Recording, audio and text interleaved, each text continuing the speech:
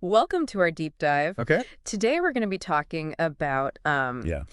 Doctors Without Borders, MSF, and we have this sociological article Okay. called Where is Home? And it's about how Yeah. people in MSF, how they think about home, these modern day nomads, Yeah. and what does home mean to them. And, Right. I was reading this article. It really made me stop and think Yeah. about some things. This powerful stuff. It really is. It gets into like the Yeah. psychological and social impacts of Yeah. dedicating yourself to a life like that. I mean, Yeah. where home is this Yeah. constantly shifting thing. It's, Yeah. Yeah. And one of the things that really surprised me was how Yeah. short the missions actually are. yeah. I mean, I knew they weren't super long, but like Right. the average length No. is 4.2 months. It's really short. Yeah. That's barely enough time to get adjusted, I think. You would think so. And Yeah. it's funny because even that Yeah. number is Yeah. hiding the fact that half of them are even shorter than that. Wow. So, I mean, less than Yeah. 1% of MSF workers are on missions that last more than 2 years. So you're really talking about constantly adapting Yeah. to new environments, new cultures, new situations, Yeah. new challenges, and you're doing it on these incredibly tight time frames. That's got to be such a whirlwind. Yeah. You're trying to make a real difference. You're trying to Yeah. connect with people on a human level, but you're always looking at the Yeah. calendar, right? You're like, Yeah. you don't have a lot of time. Exactly. Yeah. Exactly. It's, the article actually shares this Yeah. story. This MSF doctor described it Yeah. as building relationships on a foundation of sand. Oh, wow. You invest so much, but you always kind of have this Right. awareness Yeah. that it's temporary, Right. that it's not going to last forever. And I think that Yeah. that impermanence, I Yeah. think, really colors everything about the experience. I bet. I can see that. Yeah. And that makes me think about another point the article brings up, Yeah. which is these compounds where a lot of the MSF workers live, and it Yeah. makes sense from like a Yeah. safety and a logistical Sure. standpoint, Right. but you can see how it might also add to the feeling of being in a bubble. Absolutely. Yeah. Yeah. It's Yeah. almost like if you were Yeah. to visit a country as a tourist versus actually living there. Right. Like Yeah. in the compound you have you have housing, you have food, It's all taken care of. often even Yeah. your recreation's taken care of. Yeah. And it's all within this kind of Yeah. controlled environment. Right. And so while that's essential, I think, in a lot of these Right. Of course. high-risk areas, Yeah. it can lead to what the researchers are calling duty-free syndrome. Okay. Duty-free syndrome. Yeah. That's interesting. It seems almost like a paradox. What does Yeah. that mean in the context? Well, I mean, think about it like this. Yeah. Think about walking through a duty-free shop Okay. at the airport, Yeah. right? Yeah. Yeah. You see the souvenirs, you maybe even Yeah. try a sample of some Right. exotic food or something, Yeah. but you never really truly experience Yeah. the country you're passing through. Right. Right. And I think Yeah. living in a compound can sometimes create that same Yeah. sense of detachment from Yeah. the local environment and the local culture. You're there, you're physically present, Yeah. but you're not really truly immersed. Yeah. So you're almost living in like a parallel world Yeah. existing alongside the community, but Right. not in it. Not really, no. Yeah. And I think that, Yeah. that disconnect, Yeah. it can really have a big impact. Just that sense of being a visitor, I think, Yeah. can really Yeah. impact how MSF workers think about this idea of home. Which brings us perfectly to this idea of the three types of yeah. expatriates that are identified in this article. And I Yeah. find this so interesting because it really seems like Yeah. each of these different types kind of grapple with this question of Right. where is home Yeah. in a different way. It's true. And I think Yeah. understanding those different approaches can offer valuable insights into Yeah. the broader experience Yeah. of this kind of work, Right. of humanitarian work, and how it shapes people's sense of belonging. So Yeah. you have the first type, parenthesis, expatriates, Okay. and they Yeah. they really view their time with MSF as a temporary chapter Oh, okay. in their lives. Right. So they're Yeah. almost hitting the pause button Exactly. on their regular life. Exactly. And then they're going to come back to it. Exactly. They may do one mission. They may do several missions Yeah. over the years, but Yeah. they have a strong sense of home elsewhere, Okay. of a place Yeah. in a Yeah. community that they're going to return to eventually. So it's almost like they carry their home with them Yeah, I think in a so. way, even as they're Yeah. fully committed to the work. Yeah, I think that's Yeah. a good way to put it. And then you have multi-homeland expatriates, which I love Yeah. this Yeah. phrase. Tell me more about them. They're fascinating. Yeah. Imagine like a tree with roots spreading out to all different parts of the world Yeah. and drawing nourishment Yeah. from all these different places. Okay. I think that's the essence Yeah. of the multi-homeland expatriate. Yeah. You know, they really embrace Yeah.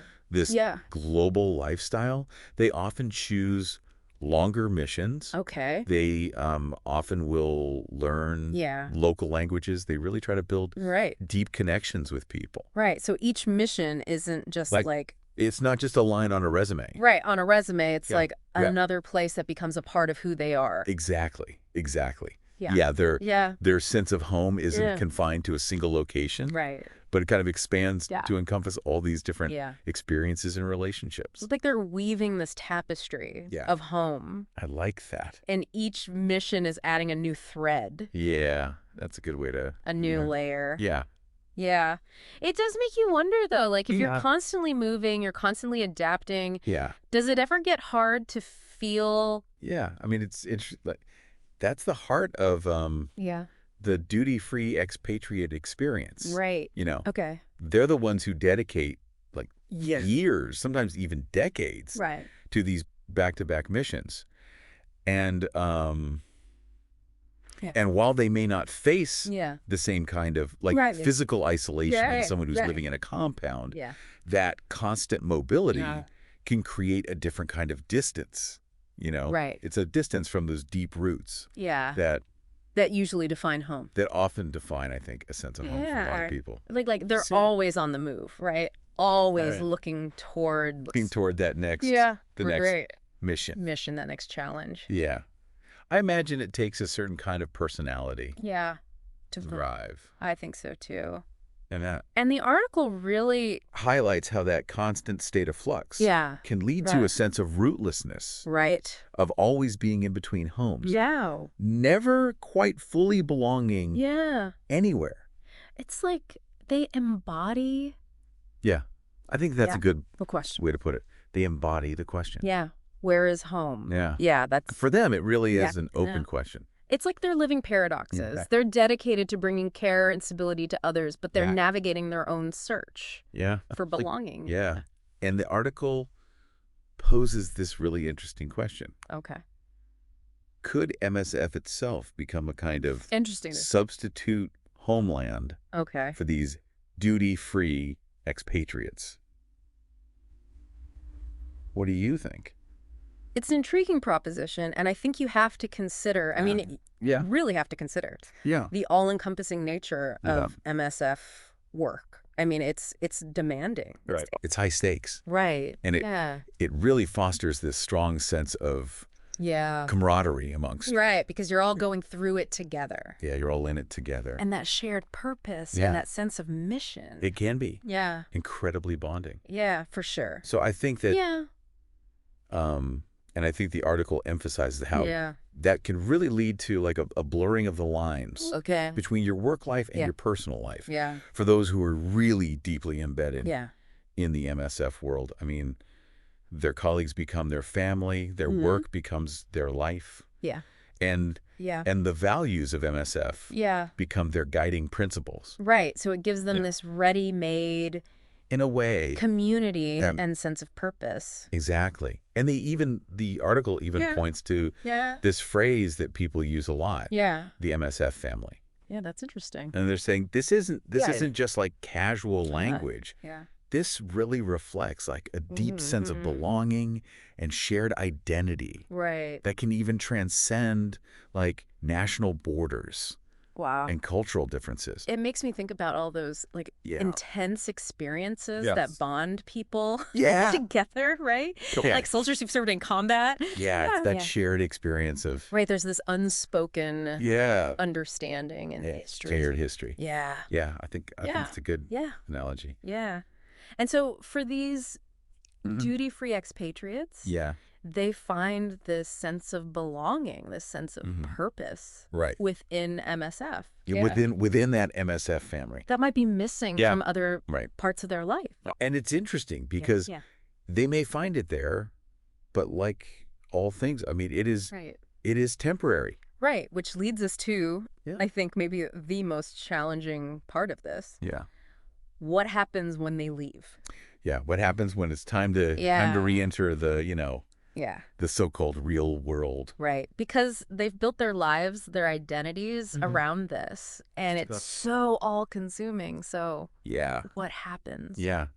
It's almost like that feeling you get when you come back from like a really long trip that you've been on and you're home. Yeah. But like part of you is still like wandering those streets that you were just on, you know? Right. And like reminiscing about the experiences and the people. Right. And it's even more than that because it's not just a vacation. Right. It's like a whole chunk of your life. Yeah. It could even be decades. Right.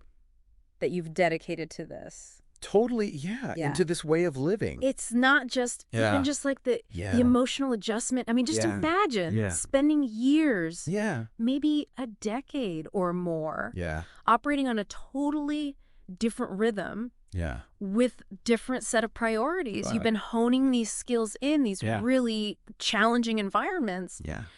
You're surrounded by all these people who understand the demands and the sacrifices of this kind of work. Yeah. And then suddenly you're supposed to just fit back in. Right. Back into the groove. Yeah. Right. Normal life. Yeah. You got to figure out your bureaucracy. Right. You know how to get a job. Right. Reconnect with your family and friends. And they don't necessarily get it. Right. And they haven't been through. Yeah. It's like it's been through. The world has continued spinning while you've been off on this other axis. It's true. And I think that dissonance, that sense of disconnect can be really jarring. Oh, yeah. You know? The article actually talks about people really struggling to find their footing when they come back. Wow. You know, these are things that seem so mundane. Right. Like what? You know, just like applying for jobs, explaining gaps in your resume, just adjusting to like a less intense, like a less adrenaline fueled pace of life. These become like unexpected hurdles for people. Like they're coming back with this wealth of experience, this incredible of compassion and resilience that they've developed, but they don't necessarily know how to have the language for it. To translate that into this new reality. Exactly. And that's where I think the article really emphasizes this importance of preparation. Okay. Not just preparing for the missions themselves, but preparing for that eventual return. Yeah. You know, like it encourages MSF workers to like actively maintain ties outside the organization. Right. So don't completely cut yourself off. Don't completely cut yourself off. Yeah. You know, like make sure you're nurturing those relationships and those interests that exist beyond this bubble of humanitarian work. So it's like you're building a bridge back to normal life. I like that. While you're off building a bridge. That's a good way to put it. Cultures and continents. I like that a lot. Yeah. It makes you wonder, though, like, is there a way to reconcile those two worlds? You know, to find a place where that sense of belonging, that understanding where that can continue. Yeah. And that's where I think this closing thought experiment in the article was really interesting to me. They proposed this idea of like a hypothetical city. You know, call it like Aidland or something. But it's designed specifically for humanitarian workers. Both past and present. So a place where people can go. Who have dedicated their lives to this. Exactly. They can connect. They can connect and share their experiences. And maybe even continue to contribute. Contribute their skills in different ways. It's almost like this place where they don't have to adjust so much. Exactly. The rhythms are more similar. And the language. And the language is understood. And they don't have to explain themselves so much. Right, exactly. It may be utopian. But I think it speaks to... But it speaks to a very real need. You know? This need for belonging, for a sense of home. Yeah. In a world that's increasingly interconnected, but often fragmented. For sure. Yeah. You know? It makes me think about how, like, home is changing. Right. You know? Yeah. Like, is it a place? Is it a place? Is it a feeling? Is it a community? Is it a state of mind? The state of mind, Is it all of those things? Something different for everybody. For everybody. Yeah. You know? Yeah, I think that's something that and I think this deep dive has. What this deep dive shows is that the search for belonging. Right. This very, like, fundamental human need to connect with other people. Yeah. It transcends. It really does. It transcends borders. It transcends professions. Yeah, it transcends time. It transcends time itself. Yeah. Yeah, and as we I think as we kind of wrap up this exploration of where is home. Yeah. Maybe it's a good time for all of us to just kind of reflect on what home means in our own lives. What does it mean? Yeah, what does it mean to you? Yeah. Is it a place? Is it a feeling? Is it a is it a community? Community. Is it a state of mind? Whatever it is. Whatever it may be. Yeah. May we all find it. Yeah. May we all find those spaces. Those connections. That nourish our soul. That make us feel whole. And that give us a sense of belonging. In this wild world. Wild and wonderful world. Yeah. It's tough, right? Yeah. Because you're talking about people who they come back and it's like they've got all this experience. They've got all this compassion, all this resilience. Right. They've changed. They've grown. Yeah. They've changed. They've learned so much. Totally. But it's like they don't always have a way to translate that back into their everyday lives, into their old lives. It's like they come back speaking a different language almost. Totally. It's like they've been living in a different world and they kind of have. Yeah, and they have. Yeah. And now they have to relearn how to be in this other world again. It's like reverse culture shock or something. It really is. It's like they've gone through this huge transformation and now the world needs to play catch up. Yeah. It's like everybody else is still operating on this old software. Exactly. And they've upgraded. And it's not always compatible. No. You know? You're trying to fit a square peg in a round hole. Yeah, that's a good way to put it. So it's like, on the one hand, we have this impulse to, like, simplify it, right? Yeah. Like, oh, people who work with Doctors Without Borders are all, like, heroes. Right. They're all so selfless and... Yeah. The saintly humanitarians. Right. But it's so much more complicated than that. But it's so much more nuanced than that. Yeah. Because you can't... Because they're real people. They are. With real lives. Real struggles. And real struggles and complexities. And this work shapes them. Absolutely. But it doesn't erase everything else. Exactly. And I think that's what makes this research so compelling is that it doesn't shy away from that complexity. From that messiness. From that messiness. Of what it means to be human. Yeah. Really. And what it means to grapple with this. To find a place in the world. Yeah, to find your place in the world. Well, I think this has been a really fascinating this has been a deep dive. It's a great conversation. And I really appreciate you sharing your insights. Well, thank you for having me. It's always a pleasure to talk about this stuff. And for our listeners, if you're interested in learning more about this topic, you can find a link to the Where is Home article. Yeah, check it out. In the show notes. It's really fascinating. Yeah, it really is. Stuff. And until next time, thanks for joining us. Yeah, take care.